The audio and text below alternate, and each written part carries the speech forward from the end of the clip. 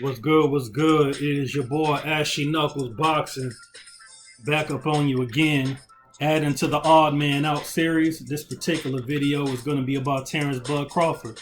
Most people would argue that he is pound for pound the best fighter on the planet.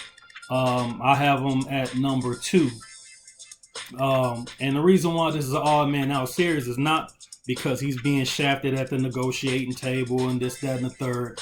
The problem is he really don't have nobody to fight that represents the top caliber fighter within the welterweight division.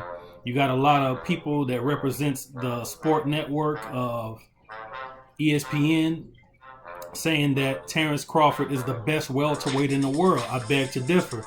I mean, I want to salute the guy, number one, for unifying the 140-pound weight division, becoming the first undisputed champion at that weight since the great Costa Zoo. I'm from the old school. I'm still a believer that you don't necessarily need the WBO belt to become undisputed. That's the way it's been since as far back as I can remember. But the new age boxing fan wants the WBO belt to be a part of it. And you know what? After that, they're gonna say, "Oh, you gotta have the IBO belt," and it's just one big clusterfuck, man. I'm telling you, boxing is not going in the direction that it needs to go. We need less belts. But anyway, salute to Terence Crawford for that achievement. It was great. But now you're a welterweight, and like I said, the suits at ESPN are making the claim that he's the best welterweight in the world. Beating Jeff Horn, beating Amir Khan, and beating Jose Benavidez Jr. does not make the claim that you're the best welterweight in the world, because neither of those three fighters were the best welterweights in the world. You got a lot of other welterweights, and it just so happens that they happen to be a part of the PBC. Now, everybody knows about the quote-unquote rift between the PBC and Top Rank. Top Rank would sue Al Heyman, or attempt to sue Al Heyman, claiming that he was in breach of the Ali Act. I believe it was the Ali Act. Claiming that he was trying to perform a monopoly on the sport of boxing. Don't quote me on that. I could be mistaken on that. It's been a while, but I know he did attempt to sue Al Heyman. I mean, that is, if Al Heyman exists. That's what Bob Arum was claiming, that he's like Kaiser Soze around this motherfucker, man.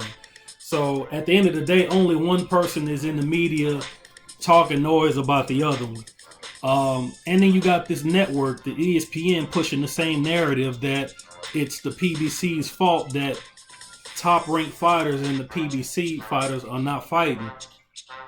But I like to bring to all you guys' attention that Al Heyman is a manager advisor, and he runs the PBC, but every PBC event is promoted by somebody who is not PBC. Al Heyman and the PBC are not promoters. They hire on a promoter to take on the promotional duties to showcase these fights. So there's no reason why Top Rank can't be that promoter. There's no reason why they can't work together. And Bob Arum knows this, and the writers know this, but they like to play favoritism. They've been doing this for years, man. But the person who needs to wise up, in my opinion, is Terence Bud Crawford, because he had the opportunity to dip from that situation, but he elected to sign right back with Bob Arum, even though Bob Arum has nobody for him to fight. And now they're talking about sides of the street. Oh, this side of the street, that side of the street. Yeah, there is no side of the street. But there is a side of the street when you got somebody who flat out refuses to do business with somebody, and then blame them saying that they don't want to do business. It's just bullshit, man.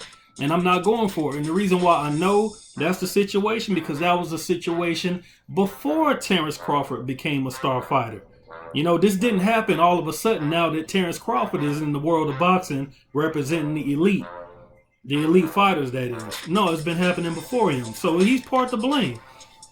And you had Timothy Bradley also continuing with the narrative, saying that, oh, yeah, Errol Spence, he's ducking him. I said that, you can tell him. I said he's ducking him. Knowing he know as much about the situation as I do. You're not sitting in an own negotiating table. You're not reaching out, trying to establish contact with other promoters and managers. You're calling the fights ringside. That's your job. That's your job now that you don't fight.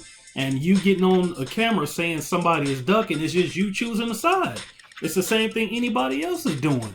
But guess what? Timothy Bradley is no longer saying Terence Crawford is pound for pound #1 no more. So how you like them apples? For everybody who was singing the Crawford praises on the boat. You know, I'm not against Terence Bud Crawford.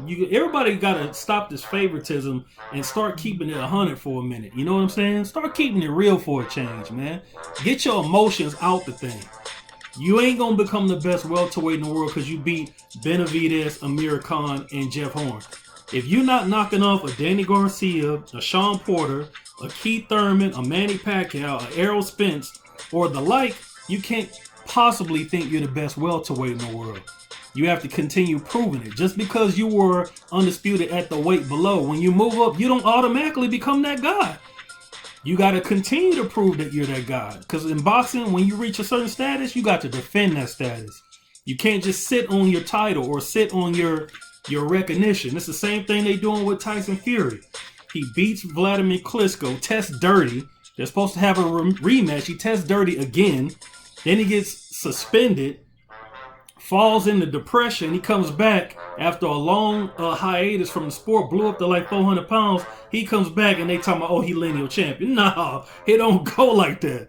It don't go like that. Part of being champion is to defend. And when you're knocked out of the sport of boxing and your titles get stripped and you got a new crop of talent that then came to the top, when you get back, you got to come back and you got to face them. You don't just automatically just get your titles, you know what I'm saying? Because boxing don't just stop because you stopped. Boxing moves on, you know? So no, you're not the lineal champion, you know what I'm saying? Even though they're billing it as such, man. And it's all from the same company. It's all from the same company, man. But I digress on that note. But as of right now, Terence Crawford is rumored to be facing the Mean Machine. Mean Machine had all of his fights in the United States, even though I believe he's of Russian descent. He's 21-0 with 17 knockouts, virtually unknown. When you look at his record, he deserves to get a title shot. And I'm not even mad if Terence Crawford fights Mean Machine, but you don't continue to solidify your claim as the best in the world if you're not fighting the best in the world. And obviously, Tim Bradley feels the same way because he just moved you down a notch because of what Lomachenko just did.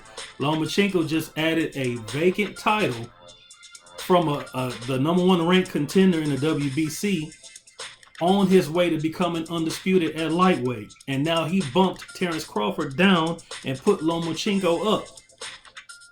You know, I don't know how he's going to feel about that. I don't know if he's going to text message Timothy Bradley or just do like he say to the boxing fans, just call him a hater.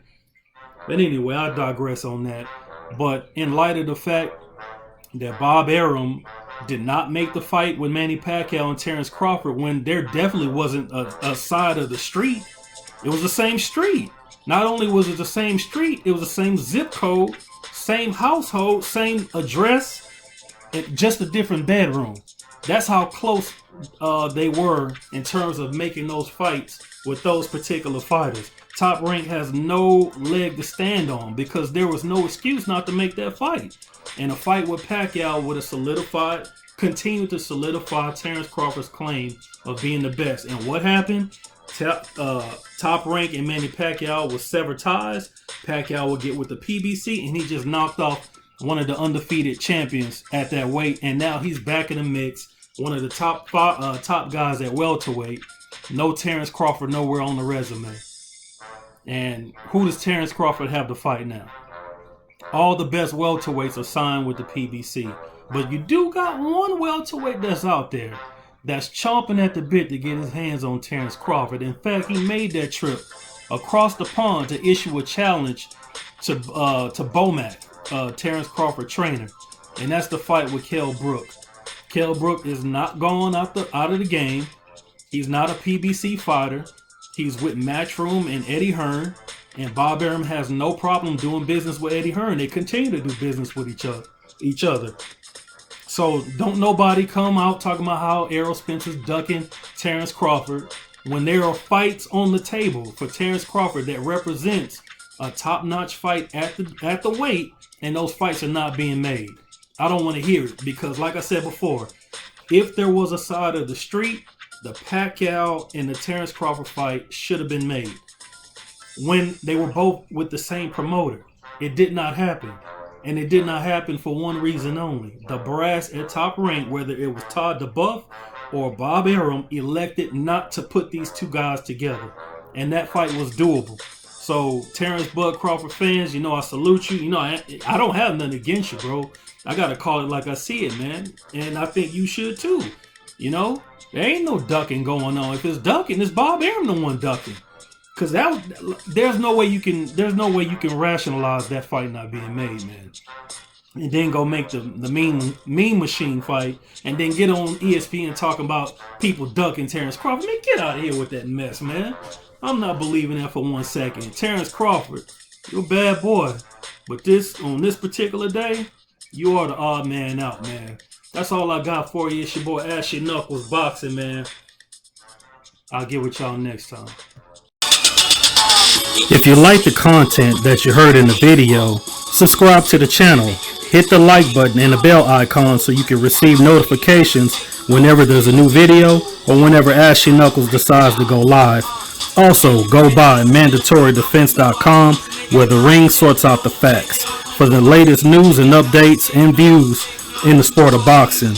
Also, go by Facebook.com/Come Out Fighting and like the page. You can also catch up with your boy Ashy Knuckles on Twitter at A Puncher's Chance. And if you want to donate to the channel and to the website and in general to the cause, look in the description box below. You can catch me at PayPal me at Ashy Knuckles Boxing. That's all I got for you. I appreciate y'all for stopping in. It's your boy Ashy Knuckles, and that's all I got for you. Peace.